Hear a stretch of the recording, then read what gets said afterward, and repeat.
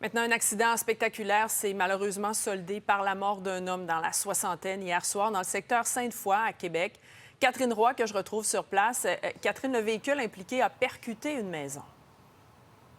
Oui, donc c'est un homme de 80 ans. C'était le passager qui est décédé. Il y avait également un homme de 70 ans, conducteur, transporté en centre hospitalier pour des blessures, mais lui, on ne craint pas pour sa vie. Donc, on vous montre ce matin ce qu'on peut voir et vous allez pouvoir voir.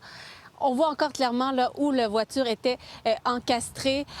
Donc, ce matin, il y avait des gens de la construction pour essayer de sécuriser, mais ce sont les pompiers là, qui ont vraiment stabilisé la structure que vous voyez.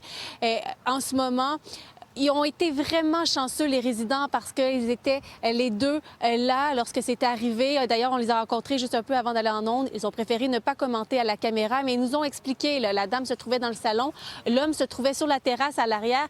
Et l'homme, eh bien, il a vu le vaisselier passer par la porte patio. Il a compris qu'il était arrivé quelque chose et la femme, elle était juste à côté de la voiture. Ils étaient du bon côté, du côté gauche. On peut entendre d'autres voisins qu'on a rencontrés un peu plus tôt ce matin. Quand on tournait le coin, les pompiers n'étaient même pas là, puis le monsieur est encore dans l'auto. On les a vus sortir, le monsieur de l'auto, ils ont tout essayé. Les pompiers sont arrivés à peu près 3-4 camions. Après ça, les policiers, les ambulanciers, ils ont tout essayé. On est rentré au coin du Campanile dans une structure, là, des choses en béton, en briques, puis on continue, on reculé, puis on continue.